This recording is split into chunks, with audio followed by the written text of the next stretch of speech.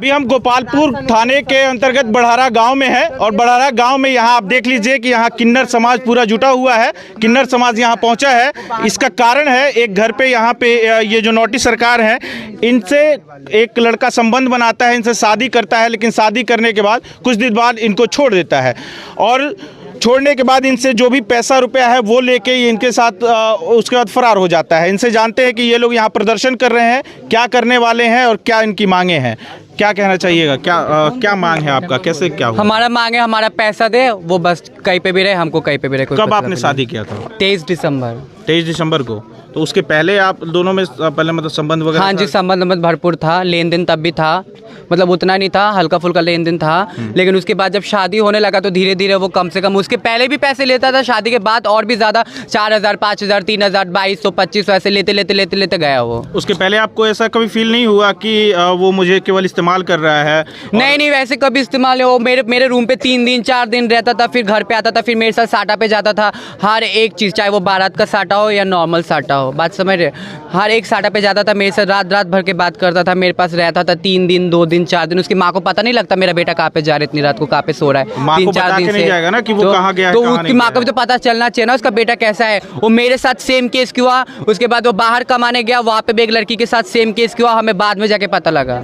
तो उसके घर वाले जो सोचते हो इतना अच्छा लड़का, वो इतना अच्छा लड़का नहीं है। अच्छा, एक चीज बताइए आप कि ऐसा क्या हुआ कि जब आपके साथ वो अच्छे से रह ही रहा था फिर वो छोड़ के आपको चला गया? ऐसा क्या हुआ, क्यों चला गया, मतलब अब क्या वो कारण? तो हमें नहीं पता ना क्या हुआ, अचानक से सब कुछ सही था, शादी के बाद भी सब कुछ सही था, उसके बाद फिर वो पैसे वैसे लेते गए, हम देते गए, उसकी कोई प्रॉब्लम नहीं, उसके बाद फिर अचानक से क्या हुआ तो हमें भी नहीं पता। अभी हमको छोड़ के फ़ोन वो नहीं करता, फ़ोन बंद करता, उसकी माँ से बात करता है, फ़ोन खोलता है, ओपन करके मम्मी से बात करता है, बात करने के बाद फिर वो फ़ोन बंद कर देता है। मेरे पैसे से वो नया फ़ोन भी खरीदा है, सिम भी खरीदा है नया, मेरा इंस्टाग्राम भी अकाउंट ब्लॉक किया है, फेसबुक भी ब्लॉक किया है, फिर हम दूसरे फ़ोन से चेक करें तो आराम से वो ऑनलाइन बैठा पड़ा हुआ। ऑनलाइन तो बताइए, ऑनलाइन है, दूसरे के फ़ोन से जब हम चेक करें उसका अकाउंट तो ऑनलाइन है, और हमारा अकाउंट पूरा फेसबुक, इंस्टाग्राम, व्हाट्सअप सब कुछ डिलीट कर दिया है, ब्लॉक मार के।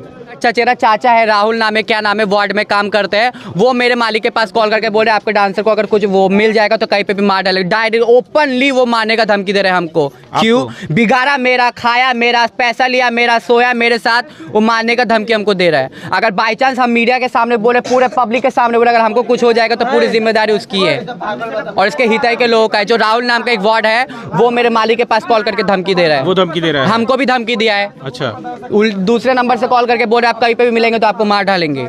वो राहुल कह रहा है? अच्छा, हाँ। राहुल से आपकी पहले इसके पहले बात हुई थी? नहीं, राहुल उसका चाचा वाचा लगता है, हितई में का, हमें भी नहीं पता कौन है। वो नंबर लेके, उसमें इसका चाचा का गलती है, वही है मेन जो जुड़े है, वही है मेन सबसे जुड़े। अभी घर पे आप लोग आए हुए हैं तो किसी से मुलाकात हुई कि नहीं? अभी तक तो है नहीं, घर पे देखे ना ताला वाला मारा पड़ा हुआ है, कोई नहीं है? नहीं। उनकी माँ से इसके पहले आपकी बात होती थी? नहीं, ऐसी कोई बात नहीं, उनसे बात नहीं होती थी? नहीं। लगभग कितना? उसकी मम्मी भी एक बार हाँ मान गई थी पहले पैसों के लिए कि हाँ बच्ची पैसे देती रहेगी तो आराम से रहेगी। उसके बाद जब हम बोल दे डायरेक्टली कि नहीं बस हमको नहीं रहना उसके साथ, हमारा छोड़ दे, हमारा इतना पैसा लिया, उसकी मम्मी भी डायरेक्ट, उसकी सब गलती, उसकी मम्मी है, उसके चाचा है और मुखिया जी भी है उसके साथ में। मुखिया जी उनको भगाए हैं, मुखिया जी जो भगाए, मुखिया जी भगाए उसको। हम बोल रहे हैं हमको पता है, मुखिया जी हमको ये तक भी बोले कि तुम लोग बहुत लोगों के साथ सोते हो।